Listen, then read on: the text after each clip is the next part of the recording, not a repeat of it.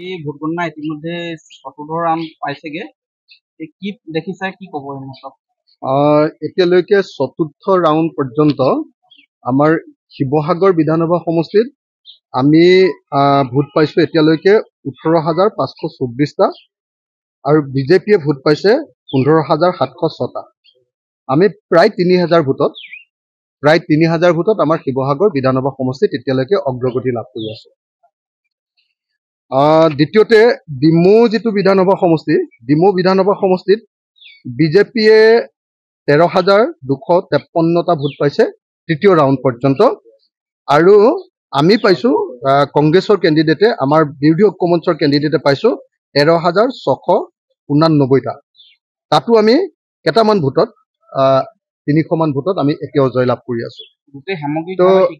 সামগ্ৰিকভাৱে এতিয়া আমি যোৰহাট লোকসভা সমষ্টিত প্ৰায় 14,000 ভোটত, এই মুহূৰ্তত 14,000 ভোটত আমাৰ প্ৰাৰ্থী বিৰোধী ঐক্য মঞ্চৰ প্ৰাৰ্থী গৌৰৱ গগৈ ডাঙৰীয়া জিকি আছে, আৰু সেইকাৰণে আমি একেবাৰে আশা প্ৰকাশ কৰিছোঁ যে এই ট্ৰেণ্ডটো সঁচাকৈ আগবাঢ়ি যাব। ফাৰ্ষ্ট যিটো মিচিং অঞ্চল আছিলে মোৰ সমষ্টিৰ যিটো দিচাংমুখ, তাত আমি অলপ ভোটত পিছ পৰিলোঁ, কেইটামান ভোটত পিছ পৰিছিলোঁ, কিন্তু বাকীবিলাক পঞ্চায়তৰ যেতিয়াই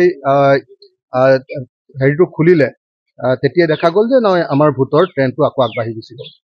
গতিকে এইটো খুব খাটাংকেই ক'ব পাৰি এতিয়া যে যোৰহাট লোকসভা সমষ্টিত আমাৰ প্ৰাৰ্থী গৌৰৱ গগৈ, ইণ্ডিয়াৰ প্ৰাৰ্থী বিৰোধী ঐক্য মঞ্চৰ প্ৰাৰ্থী গৌৰৱ গগৈ জিকিব।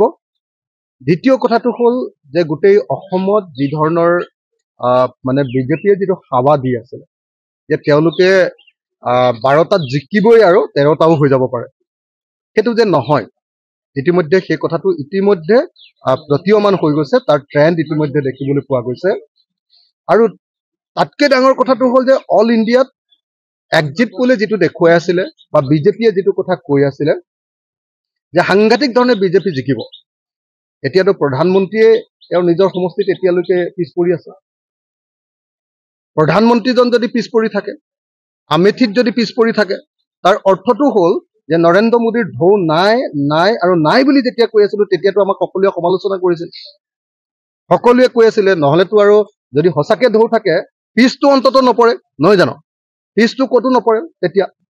গতিকে এই মুহূৰ্তত এটা কথা ক'ব পাৰি যে আমি আশা কৰাৰ নিচিনাকৈ হয়তো বুলি মই কৈছোঁ, হয়তো আমি ইণ্ডিয়া গঠবন্ধনে, আমাৰ ইণ্ডিয়া মঞ্চই, ঐক্য মঞ্চই আমি চৰকাৰ হয়তো গঠন কৰিব পাৰিম।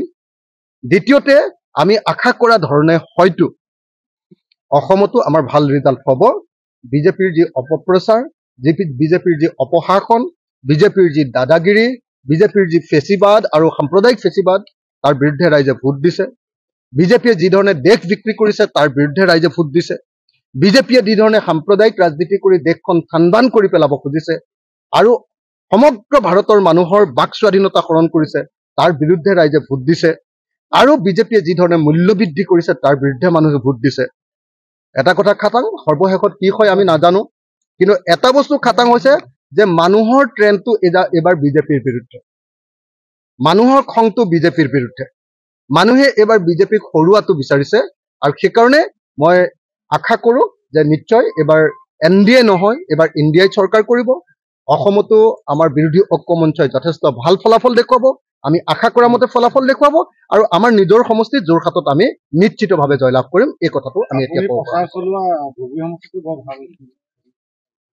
ধুবুৰীততো আমি জিকিমেই, নগাঁৱত আমি জিকিমেই, কৰিমগঞ্জতো হয়তো জিকিমেই, এই 3টাততো জিকিমেই, আমাৰ যোৰহাটত জিকিমেই, 4টাতো একেবাৰে মোটামুটি এতিয়া ট্ৰেণ্ডটোত আমি জিকাৰ ট্ৰেণ্ডত গুচি গ'লোঁ। আমি এই 4টাত আমাৰ জিকাৰ ট্ৰেণ্ডত গুচি গ'লোঁ। মই আশা কৰিম যে শেষলৈকে আমি গুৱাহাটী আৰু ডিব্ৰুগড়তো জিকিব পাৰিম।